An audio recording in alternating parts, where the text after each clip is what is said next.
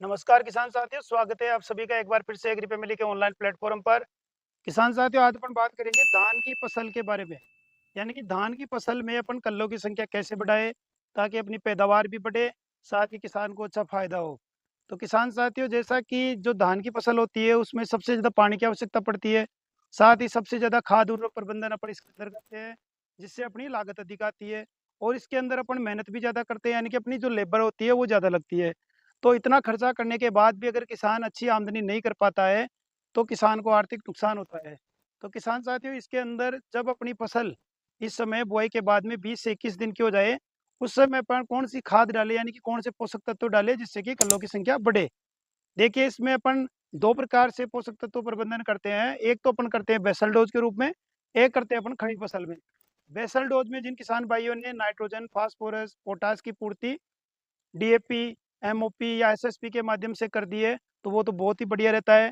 अगर उस समय किसान भाई किसी कारणवश या समय के अभाव के कारण बेसल डोज़ नहीं डाल पाया है, तो भी किसान भाइयों चिंता करने की ज़रूरत नहीं है। हम आपको एक ऐसा कॉम्बिनेशन बताएँगे फर्टिलाइज़र का, जो आप इस समय यानी कि जब फसल 15 से 21 दिन की हो जाए, उस समय डालकर भी आप कल्लों की संख्या बढ़ा सकते हो और किसान भाई अपनी फसल की अच्छी पैदावार ले सकता है। तो जो किसान भाई चैनल पर नए हैं, चैनल को सब्सक्राइब कर लें, ताकि ऐसी टेक्निकल जानकारी किसान भाइयों आप तक पहुंचती रहे। जब फसल 15 से 21 दिन की होती है, उस समय अपन को इसके अंदर 4 पोषक तत्व ऐसे उनकी सबसे ज़्यादा आवश्यकता पड़ती है। यानी कि इसमें एक तो नाइट्रोजन, एक आयरन यानी कि फेरस लोह तत्व और मैग्नीशियम और जिंक, और साथ में अपन को सल्फर भी इसमें डालना चाहिए। इसके अलावा इस समय जो फसल होती है उसमें रस चूसक कीटों का प्रकोप रहता है, सूंडी भी लगती है, तो इसके लिए अपन को समय रहते कोई भी सिस्टेमिक इंसेक्टिसाइड अपन को काम में लेना है। इसके लिए आप लिक्विड भी ले लीजिए या दानेदार भी ले सकते हैं। तो कंपोजिशन की अपन सबसे पहले बात करें नाइट्रोजन की, यानी कि नाइट्रोजन की पूर्ति के लिए अपन क्या करें? देखिए किसान भाइयों, नाइट्रोजन की पूर्ति के लिए मार्केट के अंदर सबसे सस्ता और सुलभ चीज़ है यूरिया, यानी कि उसका 1 बैग अपन को लेना है। प्रति एकड़ के हिसाब से अपन बात कर रहे हैं, तो प्रति एकड़ में 1 बैग यूरिया का लेना है, यानी कि 45 केजी। नाइट्रोजन पौधे में बढ़वार का काम करता है, पौधे में लचीलापन लाता है और पौधे की जो ग्रोथ होती है वो अच्छी होती है। दूसरा इसमें है जिंक, यानी कि जिंक इसमें 2 प्रकार के आते हैं मार्केट के अंदर, एक 21% और एक 33%। 21% वाली जिंक होती है, उसमें 10% सल्फर भी आती है। अगर यह अपन काम में लेते हैं तो 10 केजी प्रति एकड़ अपन को लेना है। अगर 33% जिंक ले रहे हैं तो उसमें 15% सल्फर भी आता है, तो उसकी 7 केजी प्रति एकड़ मात्रा काफ़ी रहती है। जिंक की कमी होने पर धान में स्पेशली जिंक की कमी होने पर धान में खेरा रोग होता है। यानी खेरा रोग होने पर पौधे की पत्तियां जलने लग जाती है और पौधा प्रकाश संश्लेषण नहीं करता और बढ़वार भी रुक जाती है। तो इसकी पूर्ति करना बहुत जरूरी है, क्योंकि जो भारतीय मिट्टियां हैं उनमें जिंक की पोषक तत्व की जो जिंक होता है उसकी सबसे ज्यादा कमी है, और एक सबसे ज्यादा कमी है नाइट्रोजन की। ये 2 पोषक तत्व ऐसे हैं जिनकी जो भारतीय भूमियां हैं उनमें सबसे ज्यादा कमी है। तो जिंक की हमें पूर्ति हमें इससे करनी है। जिंक की कमी रह जाती है तो जो इंटरनोड होती है ना, एक गांठ जो पौधा होता है, एक गांठ, 2 गांठ, दोनों गांठ के बीच का जो तना होता है वो छोटा रह जाता है। एक सबसे बड़ी पौधे के अंदर बढ़वार रुकने का कारण ये होता है जिंक की कमी का। तीसरा अपन बात करें इसमें आयरन यानी फेरस यानी कि लोह तत्व, इसकी पूर्ति अपन फेरस सल्फेट के माध्यम से कर सकते हैं। फेरस सल्फेट जिसमें 19% फेरस आता है, उसकी 10 केजी मात्रा प्रति एकड़ के हिसाब से अपन को काम में लेनी है। फेरस की पूर्ति अपन समय रहते कर देते हैं, तो उसमें जो पौधे में रस चूसक कीट लगते हैं उनका प्रकोप कम होता है और पौधे की बढ़वार अच्छी होती है।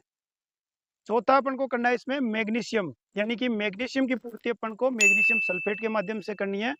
मैग्नीशियम की कमी होने पर पौधे में जो क्लोरोफिल यानी कि जो हरापन रहता है पत्तियों में, वो नहीं होता है, यानी क्लोरोफिल कम बनता है और पत्तियां हरी नहीं होती है।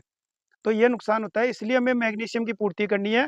इसके लिए अपन को 5 केजी मैग्नीशियम सल्फेट, जो कि 9.6% इसमें मैग्नीशियम आता है, वो अपन को काम में लेना है।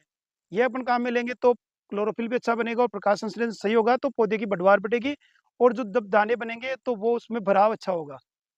ये अपन को काम में लेना है। इसके बाद में अपन को काम में लेना है सल्फर। सल्फर देखिए किसान भाई 2 काम करती है, एक तो इसमें फंजीसाइड का भी काम करती है, यानी फंगस को मारती है। दूसरा जो सल्फर की जो आवश्यकता होती है वो पूर्ति करती है।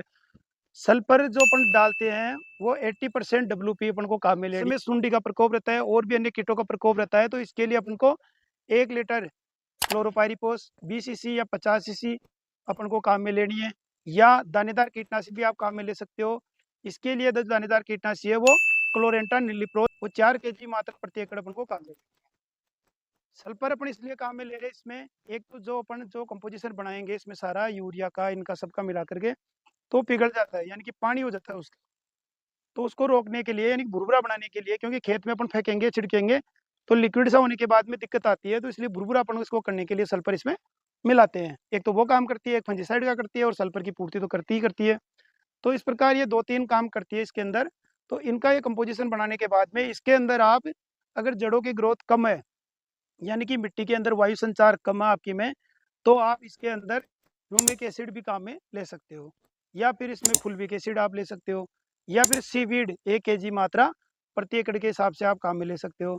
इन तीनों में से आप कोई सा भी एक ले लीजिए, जिससे क्या होता है पौधे की जो जड़ें होती है उनकी अच्छी ग्रोथ होती है और उनकी पकड़ मजबूत बनती है, जिसके कारण जो पौधे में आवश्यक पोषक तत्वों की जरूरत पड़ती है, वो आसानी से ग्रहण कर पाती है, यानी अवशोषण कर पाती है, जिससे पौधे की ग्रोथ अच्छी होती है। तो इस कंपोज़िशन को आप पूरे खेत में डालिए। डालने के बाद में आप 5 से 7 दिन बाद देखेंगे कि उसमें जो पौधों की ग्रोथ है वो एकदम से अच्छी दिखाई देगी। जहाँ कल्लों की फुटान होगी, वो एकदम से आपको वह कल्लों की संख्या बढ़ती हुई दिखाई देगी आपको। तो यह कंपोज़िशन किसान भाइयों आप इस समय डाल सकते हो। अगर शुरू में अगर आपने पोषक तत्वों की पूर्ति कर दी थी, तो कोई दिक्कत नहीं है, और नहीं की थी तो भी कोई दिक्कत नहीं है। तो आप ये जो कंपोज़िशन बताए इसको सही तरीके से बना करके जो-जो बताई चीज़ें, उनमें मात्रा कम-ज़्यादा नहीं करनी है आपको, प्रति एकड़ के हिसाब से यही मात्रा काम में लेनी है। मिलते हैं फिर ऐसी ही नई वीडियो के साथ में। जय जवान, जय किसान।